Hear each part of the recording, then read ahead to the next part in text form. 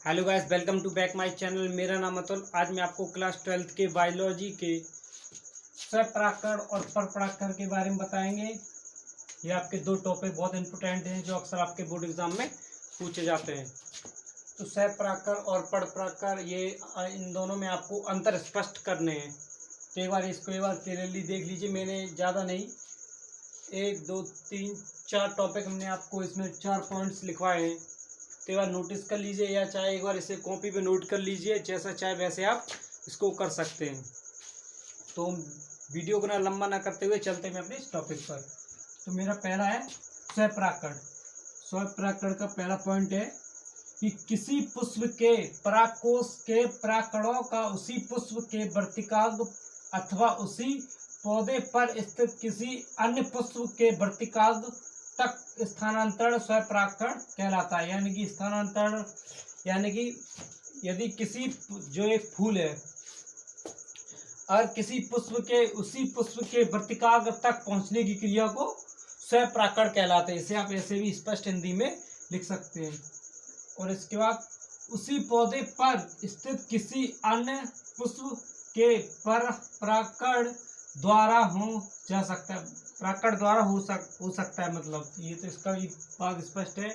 जैसे कोई एक फूल है, उसके परागकण उसी पेड़ पे लगे हुए दूसरे फूल के ऊपर गिरता है तो स्वपरागकण कहलाता है। तो ये बात इस पॉइंट में यही कही जा रही है। तो आपको जैसे अगर कई डेफिनेशन पूछ देता है कि स्वपरागकण क्या है, कैसे होता है, तो आप यहाँ से लेके यहाँ तक इतना लिख सकते हैं, तो भी आपका क्वेश्चन सही हो जाएगा। तो फिर इसके बाद नेक्स्ट है कि नर और मादा जन्नान एक साथ परिपक्व होते हैं। तो इसमें दूसरा पॉइंट आप ये भी ले सकते हैं कि नर और मादा जन्नान एक साथ परिपक्व होते हैं। उसके बाद थर्ड है कि पुंकेसर व स्त्री केसर पुष्प में इस प्रकार स्थित होते हैं कि परागकण आसानी से वर्तिकाग्र पर गिर जाते हैं। यानी पुंकेसर यानी कि जो पुंकेसर व स्त्री केसर जो होता है पुष्प का भाग, तो पुष्प में इस प्रकार की इनकी बनावट या संरचना ऐसी होती है कि परागकण उसी पेड़ उसी पुष्प पे आसानी से गिर जाते हैं, जिससे उन्हें कोई दिक्कत नहीं होती है। तो इस पॉइंट का ये अर्थ है। और चौथा ये है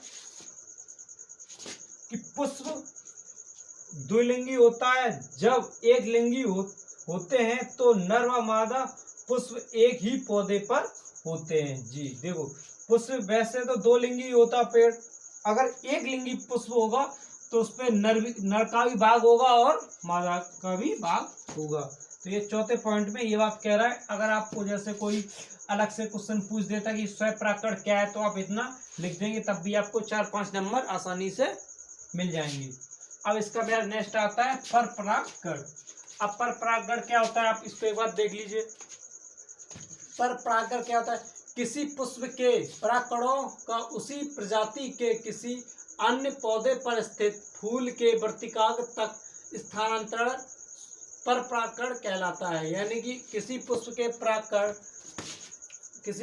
परागकण किसी दूसरे पेड़, यानी कि एक पेड़ मेरा ये रहा, इस पे फूल लगा हुआ है, और दूसरा पेड़ मेरा इधर है थोड़ा, तो इस पे फूल लगा, इसके परागकण अगर इस पेड़ पे पहुंचते हैं, अगर इसके परागकण इस पेड़ पे पहुंचते हैं तो इसे परपरागकण कहता है। तो यही बात ये स्पष्ट कह रहा है।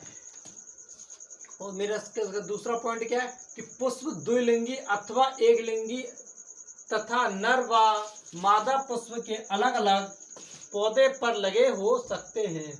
पुष्प द्विलिंगी अथवा एक लिंगी तथा नर व मादा पुष्प अलग अलग भी हो सकते हैं। यानी कि पुष्प एक लिंगी या दो लिंगी भी हो सकता है, लेकिन उसका जो भाग होता है पुष्प का और मादा का, तो वो अलग अलग पेड़ के अलग अलग फूल पर भी हो सकते हैं। तो इसमें तीसरा पॉइंट कह रहा है कि नर और मादा भाग प्राय इस प्रकार की व्यवस्थित होते हैं कि परपरागकण उसी पुष्प की वर्तिकाग्र पर ना पहुंच सके। जैसे पेड़ बहुत प्रकार के होते हैं, कहीं किसी का, तो पेड़ जैसे परपरागकण वाला पेड़ होता है जो, तो उसकी संरचना इस प्रकार होती है कि उसके परागकण उसके उस फूल पे ना गिरे। तो ये बात यही स्पष्ट इसमें ये कह रहा है कि इसकी संरचना ऐसी होती है पर परागकण वाले पेड़ों की, कि उनकी संरचना ऐसी होती है कि परागकण उसके उस पेड़ पे ना गिरे। और चौथा मेरा पॉइंट ये कह रहा है कि पुष्प के नर व मादा जननांग अलग अलग समय पर परिपक्व होते रहते हैं, यानी कि पुष्प के नर व मादा भाग ये अपने आप अपना जेंडर अपना इसके व्यवस्थित होते रहते हैं जब उनको नियम के अनुसार। अगर ये आपको जैसे अलग से भी पूछ देता है तो आप इसको पूरा अलग से भी लिख सकते हैं, कोई 4-5 नंबर। अगर इन दोनों इनको अंतर में पूछ सकता है अंतर में, तो आप अंतर में भी लिख सकते हैं। आप जैसे चाहे वैसे लगते इसके, आप जैसे कुछ बीच में कुछ 2 पॉइंट उठा के कुछ इसके उठा के आप इसको शॉर्ट फॉर्म में भी बना सकते हैं। मैंने आपको इसलिए पूरा बता दिया क्योंकि आपको कोई भी परेशानी ना हो, जिससे आप एग्जामिनर आपको अच्छे से अच्छे नंबर दे। अगर आपको वीडियो अच्छी लगी हो तो चैनल को लाइक कमेंट सब्सक्राइब जरूर करें और अपने ज़्यादा से ज़्यादा दोस्तों को शेयर करें। अगर एक बार आप देखना चाहते हो तो एक बार इसको नोट भी कर लें।